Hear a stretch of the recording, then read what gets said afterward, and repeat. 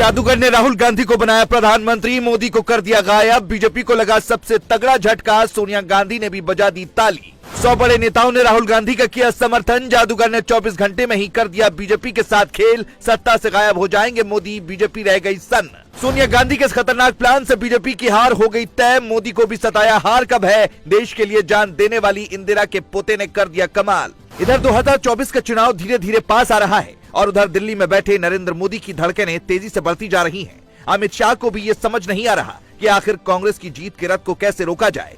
मोदी कह रहे थे कि कांग्रेस का नामो निशान मिट जाएगा, लेकिन अब धीरे धीरे बीजेपी का नामो निशान मिटता दिखाई दे रहा है। जिन राज्यों में भाजपा पूरी ताकत के साथ लड़ती थी, जीतती थी, वहां पर अब उसे हार मिल रही है। पहले हिमाचल प्रदेश में हार मिली, उसके बाद बीजेपी की ताकत रहे कर्नाटक को कांग्रेस ने अपनी मुट्ठी में कर लिया है। यही बात बीजेपी को खटक रही थी कि इसी बीच कांग्रेस के जादूगर ने मोदी की कुर्सी गायब करने का प्लान तैयार कर दिया।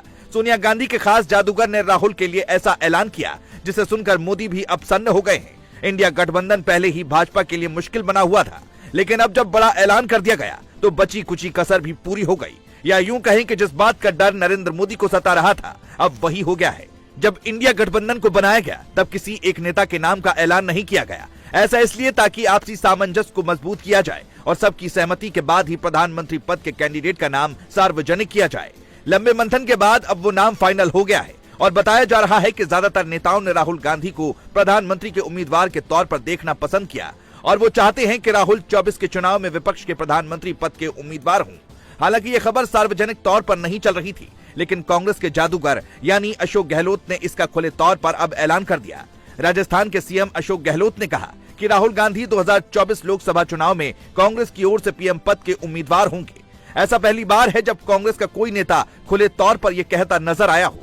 सूत्रों से मिली जानकारी के मुताबिक इंडिया गठबंधन के सभी नेताओं की सहमति बनाने में अशोक गहलोत ने काफी मदद की है।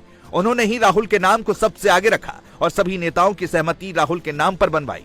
मतलब सोनिया गांधी के जादूगर ने ही मोदी को रास्ते से हटाने और राहुल को कुर्सी पर बिठाने का प्लान खुद तैयार किया।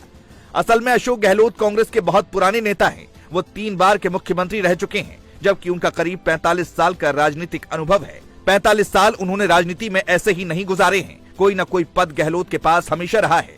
अशोक गहलोत की गिनती उन चुनिंदा नेताओं में होती है जो गांधी परिवार के बेहद करीब रहे हैं। गहलोत को कई मौके पर दूसरी पार्टियों से लालच वाले ऑफर भी मिले, लेकिन उन्होंने कांग्रेस के साथ रहने का ही फैसला किया, जिसका फायदा कांग्रेस पार्टी को भी मिल रहा है।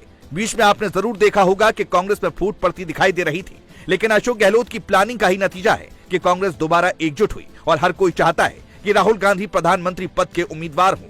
लेकिन राजस्थान के मुख्यमंत्री के बयान के बाद से ही हड़कंप मचा हुआ है, क्योंकि अनऑफिशियल तरीके से ही सही, लेकिन राहुल का नाम प्रधानमंत्री पद के उम्मीदवार के लिए सामने आ चुका है। अशोक गहलोत बिना सोचे समझे कोई बात नहीं बोलते हैं। गहलोत ने अगर ये दावा किया है तो 100% पक्का है कि राहुल गांधी ही मोदी के सामने चुनाव लड़ते दिखाई पड़ेंगे।